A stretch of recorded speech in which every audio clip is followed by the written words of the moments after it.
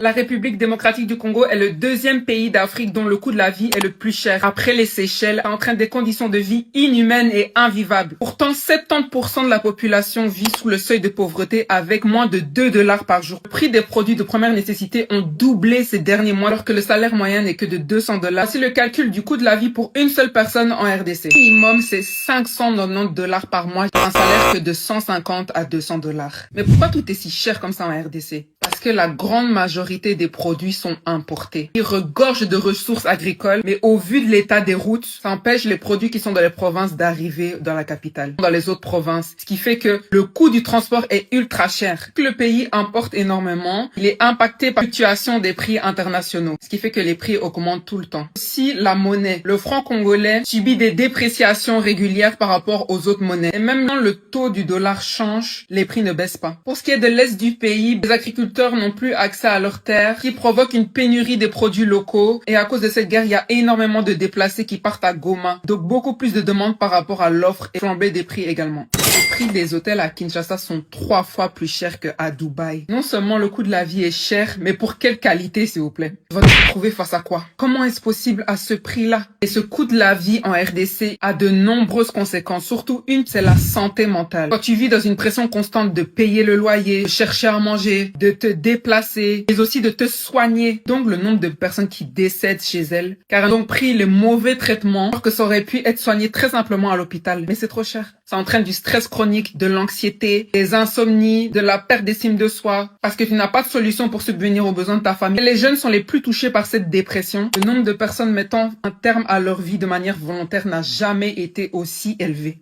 Pourtant, ça passe souvent par les proches sous couvert d'une maladie. Qui dit manque d'argent dit insécurité et criminalité. Package, enlèvement, violence n'ont jamais été aussi nombreux. Quand la pression de devoir trouver de l'argent est constante, ça crée du désespoir. Il y a énormément d'enlèvements de jeunes filles pour demander de l'argent en échange à la famille. Il n'y a pas d'argent. Aussi, une réalité qu'on ne dit jamais assez. Quand tu dois te battre chaque jour pour survivre, tu ne peux pas avoir le luxe de t'arrêter, de réfléchir, de te mobiliser. Un peuple qui survit en permanence, c'est un peuple épuisé, qui ne peut pas manifester ni se révolter, et qui est donc condamné à rester dans cette situation-là sans jamais rien dire. Et d'ailleurs, dans ça, est-ce qu'on ne devrait pas voir la volonté de certains de faire en sorte de garder la population dans cette situation-là pour ne pas se révolter? Même la diaspora, on hésite à 2 fois avant d'aller au pays. Parce que les prix sont tellement élevés, tant aller dans un autre pays d'Afrique moins cher. Comment un pays comme la RDC peut avancer si même ses propres enfants hésitent à y revenir tellement c'est cher? On dit RDC, cœur de l'Afrique. Comment un pays aussi riche peut avoir une population aussi pauvre? C'est pas seulement une question d'argent, mais c'est une question de dignité humaine. Et parler de cette réalité, c'est déjà refuser de la normaliser.